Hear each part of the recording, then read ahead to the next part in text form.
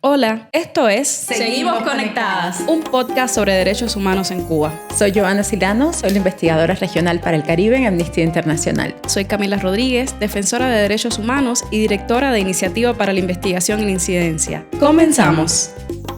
Hola, muy buenos días, tardes, noches para todas y todos los que nos escuchen. Buenas, gracias por estar nuevamente con nosotras en este podcast Seguimos Conectadas. Un podcast de derechos humanos en Cuba. Hoy queremos tratar un tema bastante reciente y que lamentablemente no es un tema nuevo en Cuba y no es un tema nuevo en la discusión sobre los derechos de las personas, especialmente los derechos de las personas presas por razones políticas. Hoy queremos conversar acerca del proceso de excarcelación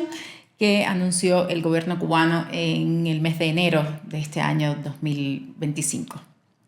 Este proceso, lo primero que hay que decir es que tuvo un anuncio bastante peculiar. Fue un anuncio hecho por el gobierno cubano que justificó su decisión a partir de su relación con el Vaticano y su compromiso con el Papa Francisco en ese momento de liberar a alrededor de 500 personas durante el año del jubileo.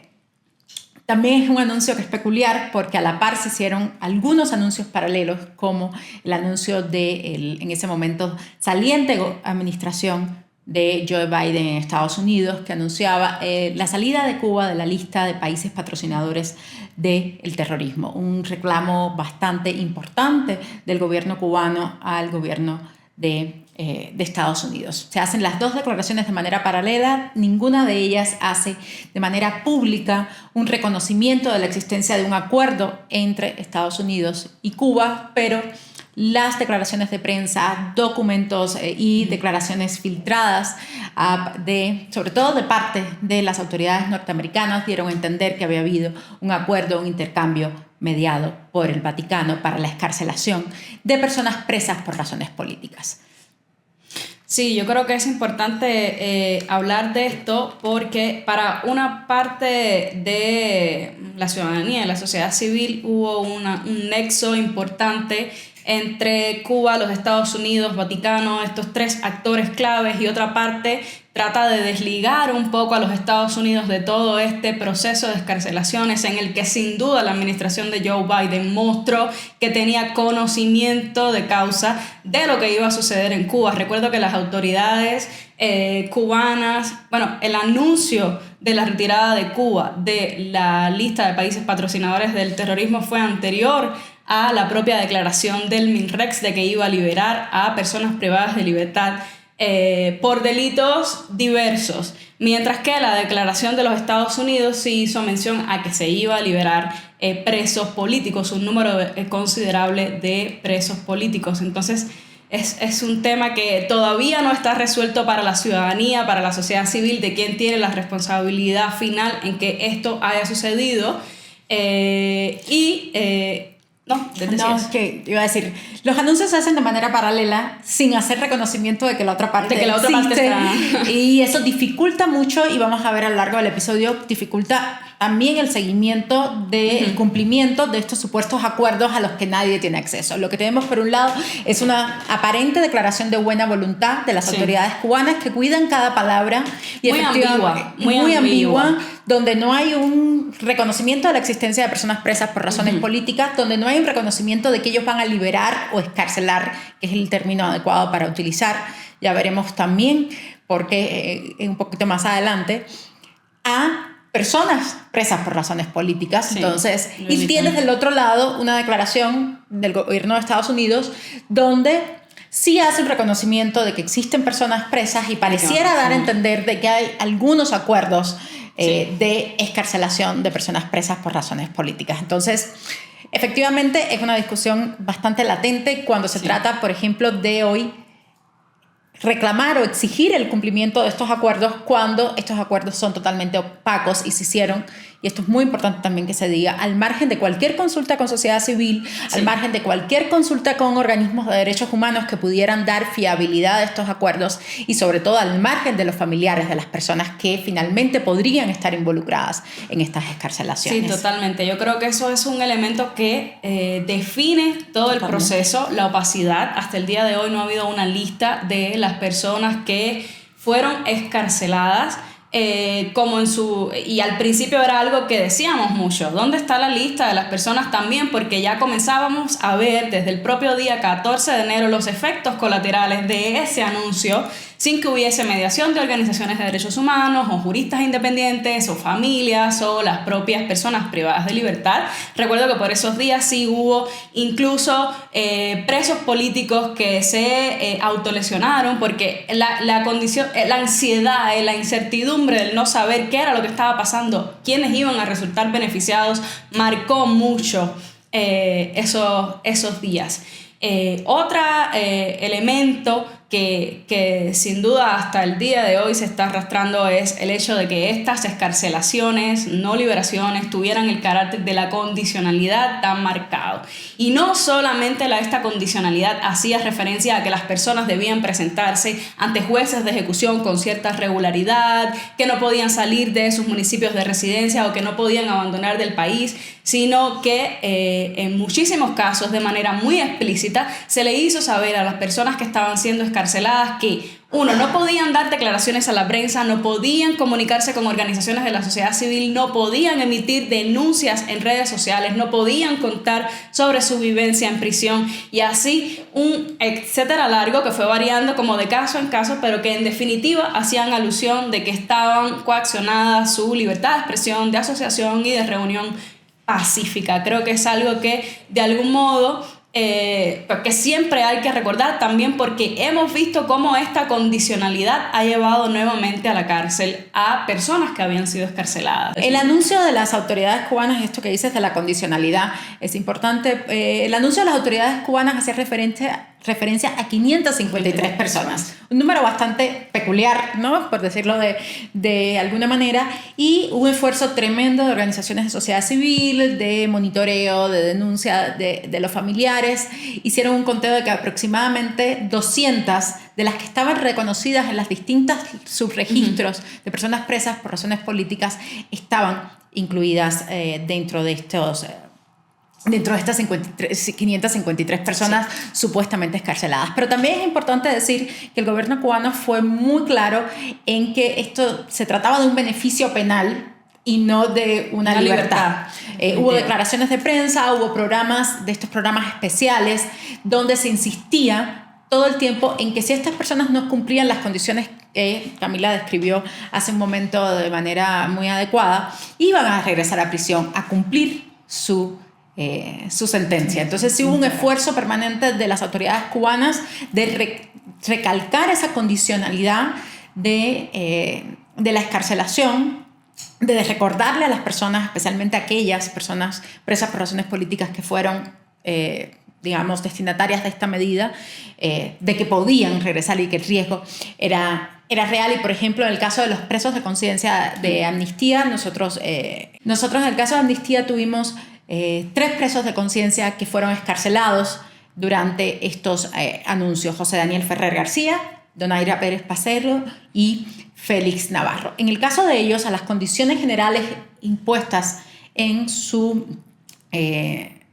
el otorgamiento del beneficio penal, se sumó la amenaza directa de que debían cesar todo su activismo, que debían cesar de dar entrevistas, que debían dejar de denunciar. En el caso específico de Donaida, que debía dejar de exigir la libertad inmediata e incondicional de su esposo, también preso de conciencia, Loreto Hernández. En el caso de José Daniel hubo presencia de operativos militares y operativos policiales alrededor de su domicilio en diferentes momentos durante el tiempo en que él estuvo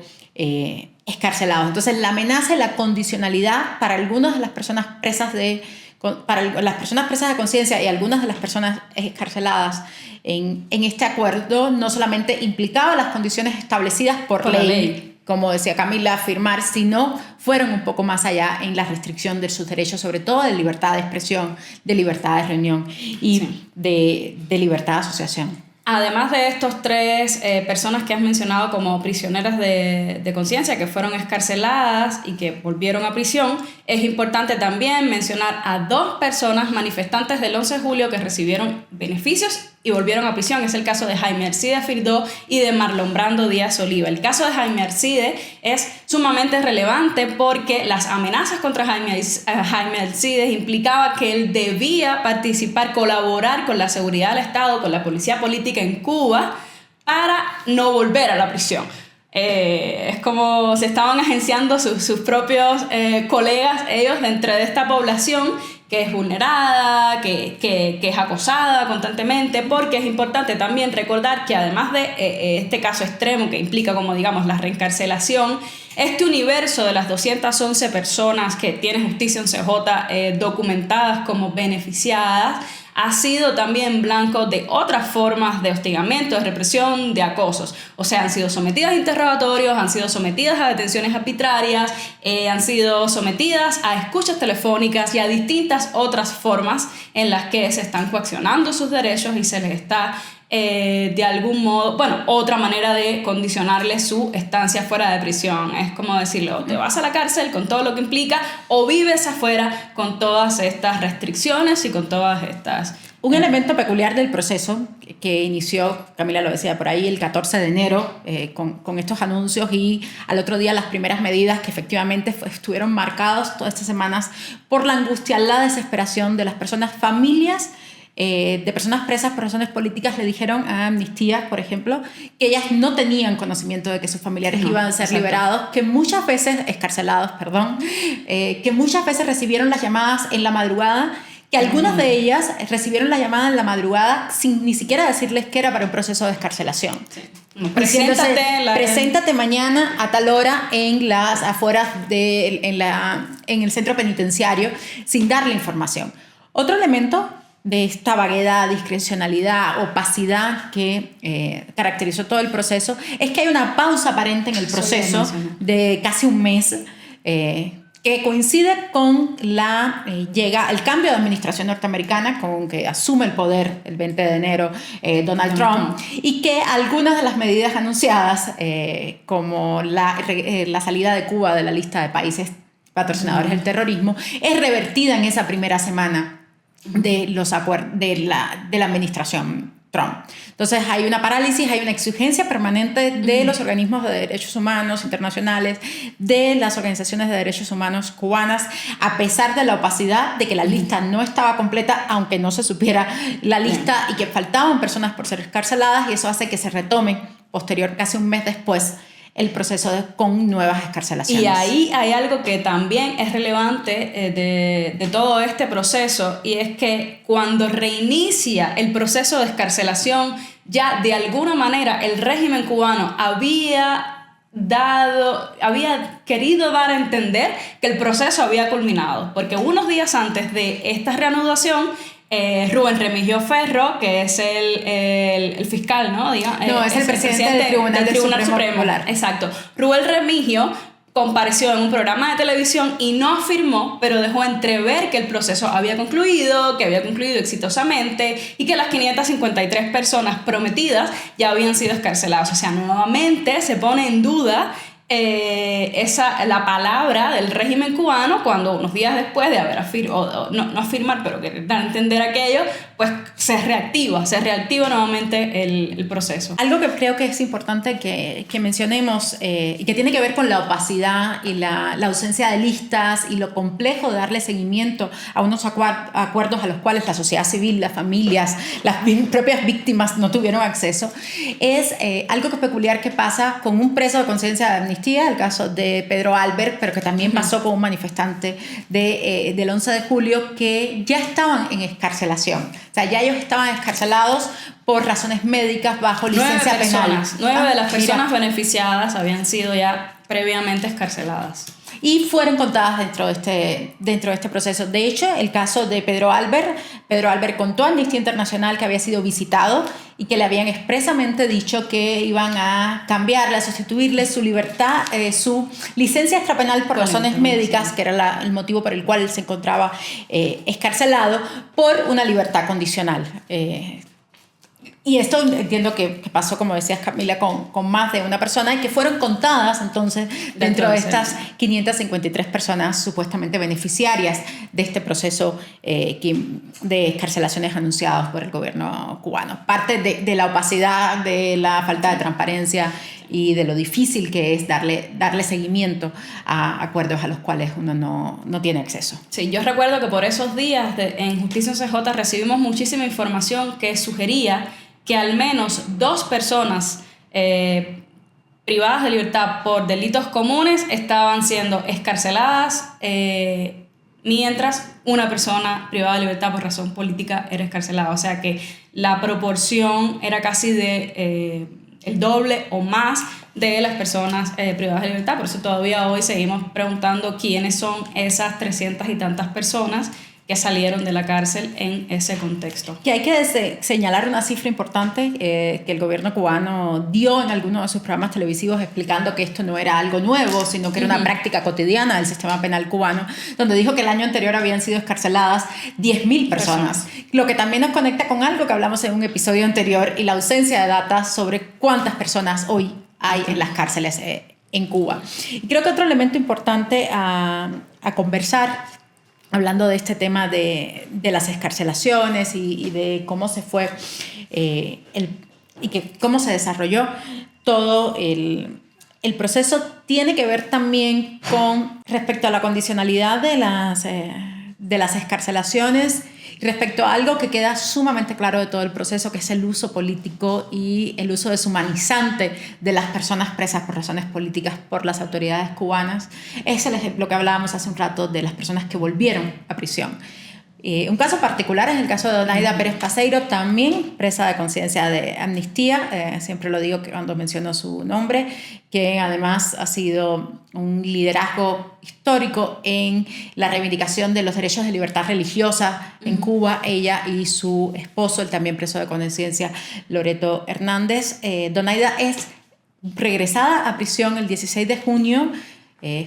incluso después de una visita de un alto representante del Vaticano a Cuba en el marco de las celebraciones del aniversario de las relaciones diplomáticas entre la ciudad-estado del Vaticano y Cuba. Entenderías que si el compromiso era con el Vaticano, quisiéramos pensar de buena fe que hubiera algún momento para conversar de este proceso de excarcelaciones y quizás entre ellos tener alguna rendición de cuentas, pero evidentemente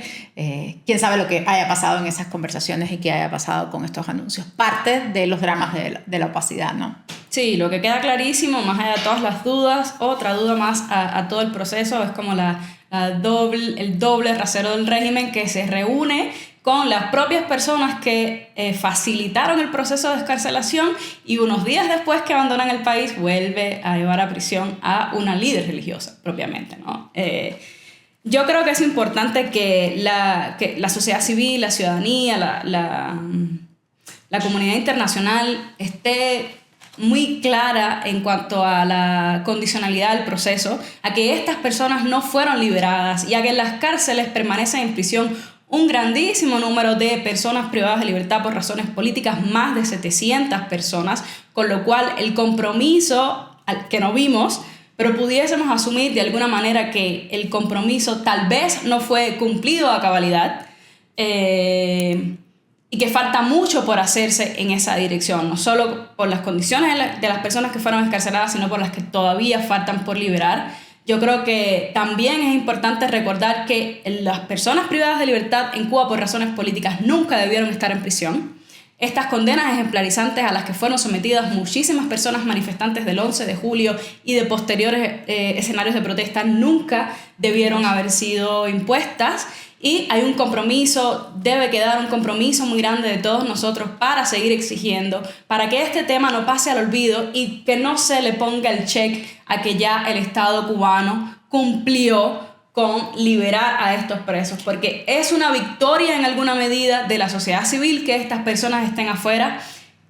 es un alivio tremendo para las familias, pero estas maneras en las que sucede el proceso y todo lo que falta,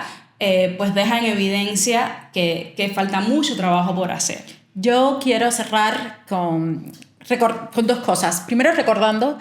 que este tipo de acuerdos no es novedoso en Cuba. Quizás el recuerdo más reciente o la experiencia más reciente que todos tengamos en mente fue el proceso de excarcelación de las 75 personas presas durante la Primavera Negra, 75 personas que eran consideradas presas de conciencia por Amnistía Internacional, a los cuales se les obligó a un exilio forzoso a cambio de su excarcelación. También una negociación donde estuvieron implicados otros estados, el Estado español, donde estuvo implicado también de manera directa el Vaticano, y donde no solamente salieron esas 75 personas, sino los familiares de estas 75 personas. Dos notas curiosas, tanto Félix Navarro como José Daniel Ferrer fueron parte de ese proceso, fueron las últimas personas excarceladas en aquel momento, justo porque se negaron a aceptar el exilio forzoso como condición en ese momento a la excarcelación. Y lo otro es que no es menor el uso deshumanizante y el uso como moneda de cambio y el uso político que las autoridades cubanas hacen de las personas presas. Es un llamado de atención también para otros países en un contexto de cierre de espacio cívico, de aumento de la prisión por razones políticas de periodistas, activistas, defensores de derechos humanos, porque sabemos de otros escenarios en las Américas donde negociaciones por la supuesta libertad, excarcelación de las personas presas políticas es utilizada por los gobiernos de manera como moneda de cambio, como una especie de diplomacia de rehenes con estas personas. En ese sentido, yo quiero reiterar el llamado que hacía Camila, la importancia de reconocer que estas personas, en primer lugar, nunca debieron estar encarceladas y que por lo tanto su libertad debería ser inmediata e incondicional. Y el llamado también a el compromiso de los estados en materia de derecho internacional, lo que implica el cumplimiento de obligaciones de derechos humanos, pero también entender que son personas y que son personas que tienen derecho a una dignidad, que sus familias tienen derecho también a ser tratadas con dignidad. Entonces, y el lastre emocional de estas familias, que efectivamente muchas de ellas pudieron dormir un poco en paz,